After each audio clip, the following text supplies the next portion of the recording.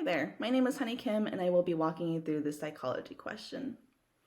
This first question refers to the broken windows social psychology theory. It's the idea that if you were to see a building that was very well kept and in pristine condition, you'd probably be very hesitant to cause any sort of damage, such as breaking a window. But if there was a building that already had several broken windows and was very run down, you probably wouldn't feel like it'd be such a big difference to break one more window or cause a little bit more damage. Now, this theory came at a time when policing was a very big political issue, and it was clear that in certain communities, crime was continually getting worse because of this broken windows effect. In this question that we're looking at, we see the effect is again being played out where people are more carefree about littering when they see that there's already graffiti on the walls. So when we look at this question, we see that there's actually two different questions that need to be answered. The first is determining which is the dependent and independent variable, and the second is deciding whether the study is experimental or correlational in design.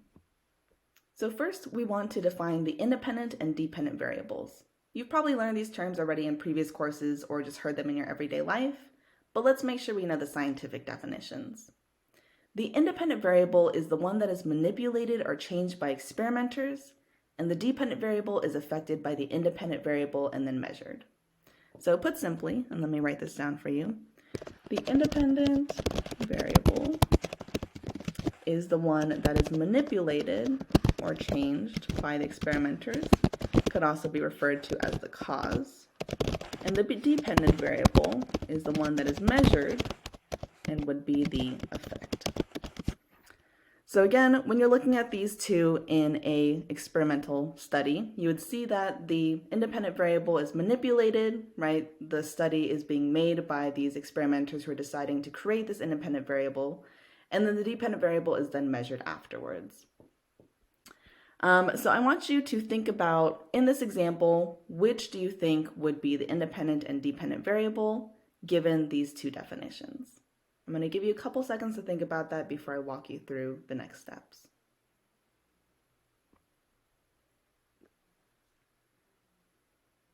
Okay, hopefully you've had a little bit of time to think about what you think would be the answer. In this example, the experimenters decided to create one wall with graffiti and one wall without, right? So since they're manipulating that variable of graffiti, they created that would become the independent variable. Then secondary, right, the amount of littering is caused by the graffiti or is affected by the graffiti. So we'd say that littering would become the dependent variable.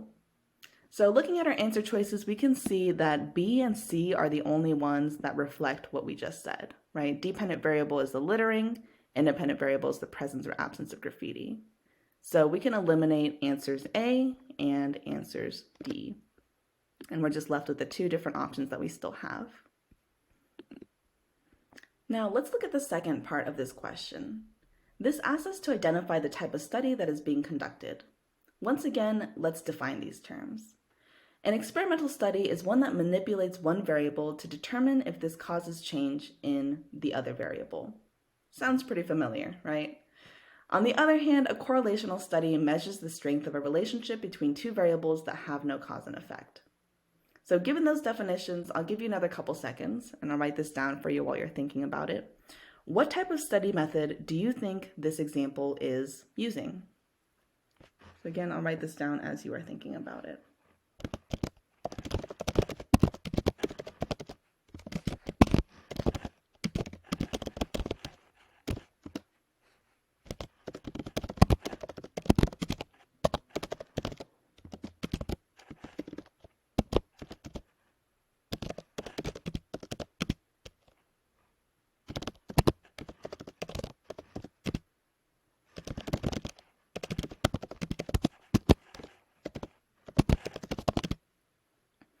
All right, hopefully you've had enough time to think of your answer.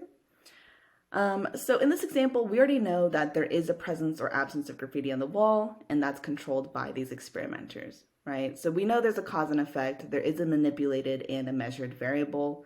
That would automatically make this an experimental study. If it were to be a correlational study, it would have to be unknown that one is influencing the other. We would just see that when one gets higher, the other is either higher or lower. But again, because we already know one is the cause and one is the effect, we know that this is an experimental study. Since these terms are new to us, we went through this step-by-step process, but once you have some more practice, you'd be easily able to identify that this study was an experimental study just based on it having independent and dependent variables.